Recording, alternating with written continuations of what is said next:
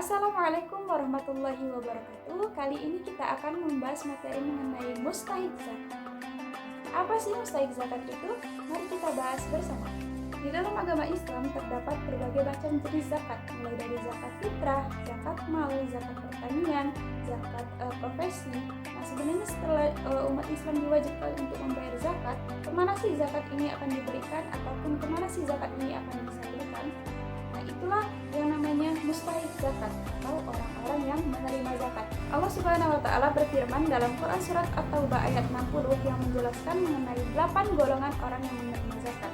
Dalam kitab tafsir Buya Hamka yaitu tafsir Al-Azhar menyebutkan bahwa terdapat 8 golongan orang yang menerima zakat di dalam Quran surat At-Taubah ayat 60, yaitu ada fakir, ada miskin, ada ibnu sabil, ada amil, ada gorim, ada rikob, ada juga fisabilillah. Dalam penafsirannya juga, Buya Hamka menyebutkan bahwa pentingnya pembagian zakat ini kepada golongan orang-orang yang membutuhkan. Artinya zakat ini dibagikan bukan kepada sembarang orang, yaitu terdapat kepada 8 orang yang disebutkan dalam Quran surat At-Taubah tadi. Selanjutnya, saya akan menerangkan mengenai 8 golongan orang yang berhak menerima zakat. Golongan pertama yaitu adalah fakir. Fakir adalah orang-orang yang benar-benar tidak memiliki harta, tidak memiliki usaha, bahkan tidak memiliki tempat tinggal, sehingga mereka tidak dapat mencukupi kehidupan sehari-hari. Disinilah gunanya zakat untuk membantu para orang-orang fakir ini agar bisa memenuhi kebutuhan sehari-harinya. Golongan yang kedua adalah golongan orang miskin. Golongan orang miskin adalah orang-orang yang memiliki sumber penghasilan tetapi tidak mencukupi untuk memenuhi kebutuhan sehari-hari. Mereka masih bisa berusaha, masih bisa bekerja, tetapi tidak mampu memenuhi kebutuhan sehari-hari. Nah, golongan yang ketiga adalah amil. Amil ini adalah sebuah lembaga ataupun orang-orang yang mengurus dan bertanggung jawab atas pengelolaan zakat. Biasanya amil ini kalau di Indonesia ada yang namanya Basnas atau Badan Amil Zakat Nasional.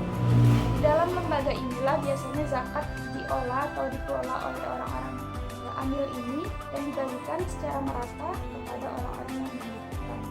Golongan yang keempat adalah mu'alaf. Mu'alaf ini adalah orang yang baru masuk Islam atau orang yang baru login ke agama Islam, sehingga mereka ini imannya masih lemah. Nah, di sini gunanya zakat untuk menguatkan iman mereka dan juga agar mereka mudah beradaptasi di dalam lingkungan Islam. Golongan yang kelima adalah gorim. Gorim adalah orang yang mempunyai hutang. Jadi di sini hutang yang dimaksud itu adalah hutang-hutang yang sah secara Islam, bukan orang-orang yang berhutang untuk judi, bukan juga orang-orang yang berhutang untuk karena bisnisnya bangkrut, tetapi orang-orang yang memang berhutang untuk memenuhi kebutuhan hidupnya misalnya, ataupun orang yang berhutang untuk kebutuhan umat. Nah, itu disebut gorim dan mereka berhak atau layak menerima zakat. Golongan yang keenam adalah rikob atau hamba sahaya. Jadi pada zaman dahulu itu banyak sekali budak-budak atau hamba sahaya. Biasanya zakat ini digunakan untuk menebus hamba sahaya tersebut sehingga bisa memerdekakan mereka. Jadi di zaman sekarang ini sepertinya budak itu sudah tidak ada ya. Biasanya digunakan untuk menebus tawanan. Golongan yang ketujuh yaitu fisabilillah. Fisabilillah ini adalah orang-orang yang berjuang di jalan Allah, seperti para pendakwah ataupun orang yang berjihad atau orang yang berperang, aktivis sosial atau orang-orang yang berjuang untuk kepentingan umat Islam. Golongan yang kedelapan yaitu ibnu sabil. Ibnu sabil adalah orang yang sedang melakukan perjalanan. Zakat ini bisa diberikan misalnya mereka kehabisan dana ataupun kehilangan sumber penghasilan, sehingga zakat yang diberikan bisa mencukupi untuk kehidupan sehari-hari mereka.